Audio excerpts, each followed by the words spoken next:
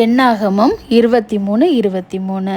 யாக்கோபுக்கு விரோதமான மந்திரவாதமும் இல்லை, இஸ்ரவேலுக்கு விரோதமான குறி சொல்லுதலும் இல்லை. இந்த வசனத்தின்படி தேவன் நம்மளோடு பேசி கொண்டிருக்கிறார். அன்று பாலாக் ராஜா இஸ்ரவேல் ஜனங்களை சபிக்கும்படி பீலேயாம் தீர்க்கதரிசியை கொண்டு வர்றாரு.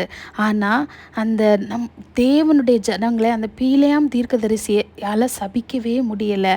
தேவன் பரிசுத்த ஆவியானவரை கொண்டு தடை பண்ணுறாரு. கழுதை வருது, கழுதை பேசுது, ஆனால் அவர் உணரவே இல்லை. அப்புறம் கழுதை பேசினாலும் இவர் உணரலையா? அப்புறம் கழுதை இவர் அட்டிக்கிறாரு, அது திரும்பவும் பேசினாலும் கண்கள் திறக்கப்படுது.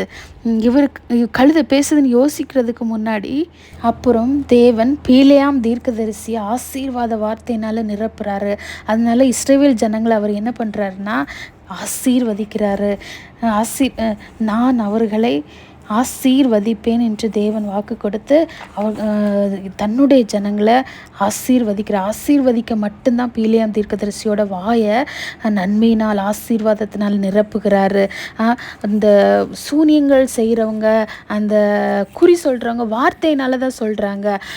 தேவன் அந்த குறி சொல்கிறவங்களுக்கும் என்ன சூனியம் செய்கிறவங்களுக்கும் அந்த வார்த்தையை அனுமதிக்கவே இல்லை, தன்னுடைய ஜனங்களை சபிக்க கொடுக்கவே இல்லை.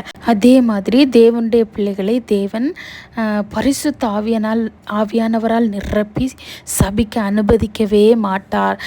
தேவன் நம்மோடு கூடவே இருக்கிறார், நம்மை பாதுகாப்பார்.